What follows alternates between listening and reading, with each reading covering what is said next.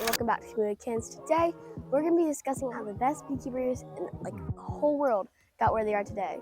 All these things are really amazing things that we're going to talk about today, and I'm super excited. So let's get in. What's up? Alright, first off, we're going to be talking about Max Park. Here, I have his, world record average. Tyler Simon Kolishkinski, who we're going to be talking about next. That was his first off. It was a 4.629, 4.62 in the WCA, and you can just see the fluidity in the solve. But we're going to talk more about later. But now we're on to his second solve. Look at the audience. Everyone's watching him. They know he's going to get a good time. Look at that. Fluidity was crazy there. We got a 4.788. Very good. That is a really good solve by any standards. Next we have this third solve here.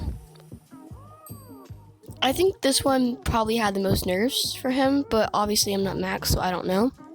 But we can see some very efficient solutions earlier if we slow it down.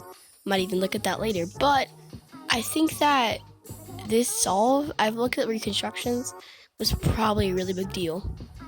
Let's look at the time here. See, it was a 5.6. See, when you're going by the millisecond like Max Park does, that's a pretty big deal. Here we are on to the fourth solve. And then, y'all, who's that guy in the red? I mean, I don't even know how that is, but he's staring him down. And we got Team Nub shirt in the back, but that was a 5-second solve. 5.1 though, not as bad as the last one. Yeah, if you don't know, the worst and the best solves are taken out in a WC average, and the middle three are averaged out. This was the last solve, and this was probably a lot on the line, because if you listen to the recording, this is just me my voiceover in this one, but if you listen to the recording, you'll hear everyone was that a world record? And I think because at that comp, there was a lot of tense. So there was a lot of people don't really know what's gonna happen, you know what I mean? That was a really big deal. Anyway, that's it. Alright, so we saw Max's video. The fluidity in those solves was amazing. So let's put that as one of the things on the list of, things top speedkeepers have, because I think that's a trait shown in a lot of top speedkeepers. Also, not just fluidity, but he also really showed some great traits of look ahead. Because think about it, he was playing a lot in inspection, we know that.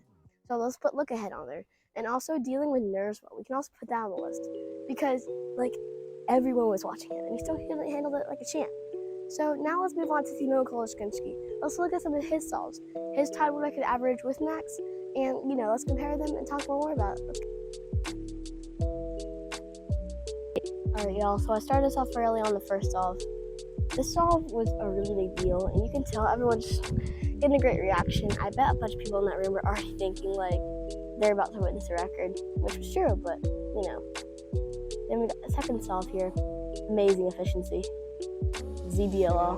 There we go. I believe that was ZBLL. It's a 4. Amazing. Crazy. Next we have the third solve. And I think the solve was very much a mediator for this entire average. It was a 5. Next we have solve 4. The missed scramble, which is also the reason why this is one of the best shows of the nerves of steel in all of cubing. See, after this solve, after the next solve we're about to watch, they gave him another solve, a resolve, because of the miscramble he was given on this one. See, everyone's thinking he got the average here. And most people would be extremely disappointed and kind of depressed after that. Listening and hearing that, oh, you didn't get the world record average. But not too much. Simone really showed his nerves here, his nerve of steel, but yeah, I see everyone's super hyped, and that judge right there is just you can tell he's pretty shocked. I think that this was definitely one of the most groundbreaking averages in cubing history. Then we have the amazing Solve 5, but I think that's the thing, you see the smaller reaction is because they think he already got the record. What they don't know is this solve, that this is about to happen. The room is so stiff. Can you imagine being in that room? The whole room's watching it. That is kind of terrifying. They're just watching, greatness happen. Amazing PLO. Anyway, that was a crazy solve. See, we all saw those amazing solves by them, but now let's make a list of the things that got them there and why they are the speedkeepers they are today. First, we gotta mention look ahead. I mean, the look ahead in both people that we saw today was crazy. So many other top speedkeepers. Next, we have efficiency. I mean, Timo's pseudo efficiency is amazing. And then we have Nerves of Steel, Dealing with Failure, and such a bunch of other stuff. But I think this video covered really the main thing. I'm gonna add some more things to the side of me in that list. Anyway, I think that everything was covered here. That is too big, but there's so many things to talk about anyway. Anyway, this is so crazy how these people got to where they are, and it was a really cool video topic. All we're going to cover today.